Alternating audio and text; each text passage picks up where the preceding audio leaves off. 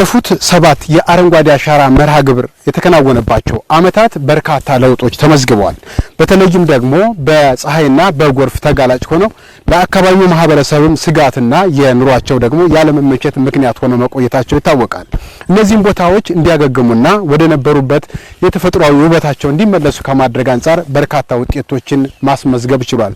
በተለይም ደግሞ በእነዚህ የተራቆቱ አካባቢዎች ላይ የሚያገኟቸው ጠቀሜታዎችን ስንመለከት ከአካባቢዎች ላይ ለእንስሶቻቸው መኖን በማግኘት ረገድ ለማህበረሰቡም ደግሞ የህይወታቸው ስጋት የነበረውን ጎርፍ ከመቀነስና ሌሎችም የግብርና ስራዎቻቸውን በአግባቡ እንዲከውኑ ከማድረግ አንጻር ትልቅ ትሩፋትን ይዞ መጥቷል።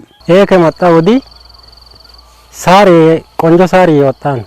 መሬቱ ራሱ ደስ የሚል መሬት ሆኗል። አካባቢ ሰው ራሱ በጣም እየተጠቀመ ነው። ከበፊቱ በጣም ይሻላል ይሄ ማለት ነው። እይታ ራሱ ንፋስ ራሱ በጣም እየተገኘ ነው። ጎርፍ በጣም ሰው አካባቢ ሰው እየተቸገረ ነበር። ዘር ቢዘራ ጠራርጎ ወርታች ይወስዳል። ከዚህ አንፃር ትልቅ ተጽዕኖ ነበረ። አሁን ይሄ ደግሞ ከተተከለ በኋላ ያለው ነገር ከምንም በላይ ከምንጠቀመው በላይ ጎርፍ ተከላክሎልናል። ይሄ አሁን 3ኛ አመቱ ነው ከተተከለ ማለት ነው።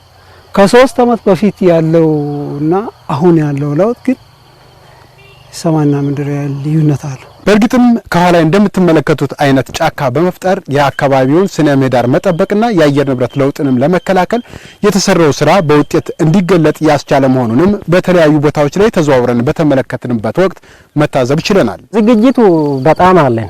እየተቆፈረን ነው። አሁንም ከነሱ ጋር ሆነን በጣም እየመነጠረን እንደገና ጉድጓድ እየቆፈረን ዝግጁ ነን ለመተከል። በጣም ደስተኛ ነኝ። ልጆች አሉኝ። ልጆቼ ይሄን የተሻለ አየር እንዲያገኙ ተሻለ ኑሮ እንዲኖሩ ትልቅ አስተዋጽኦ አለው። ይገጽታ ልጆችን በዚህ መንገድ እንዲያልፉ ነው ማስበውና ቀጣዩ ጄኔሬሽን ደግሞ ይሄን ማየት አለበት፣ መስራት አለበት። ይሄ ክፍት ቦታ ካሁን በኋላ ክፍት ቦታ አይኖርም ብለን እንገምታለን። እንድኖርም አንፈቅድም።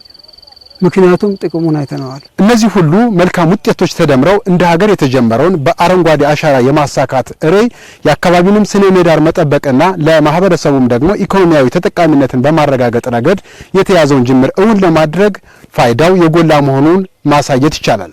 በክልሉ ውስጥ በተለይም የደን፣ የፍራፍሬ፣ የቀርከሃ እና ሌሎች አይነት ዘሮችን ነው የሚተከለው። የተፋሰስ ልማቱም የእርከን ስራውም የተለያየ ስትራክቸሮችም በተተከሉ ቦታዎች ላይ ብዙ ስራ ተሰርቷል። በዚህ ሁኔታ እኛ አሁን በየአመቱ ከ5 እስከ 10 ሚሊዮን ነው ችግኞች የሚፈሉት በክልል ደረጃ።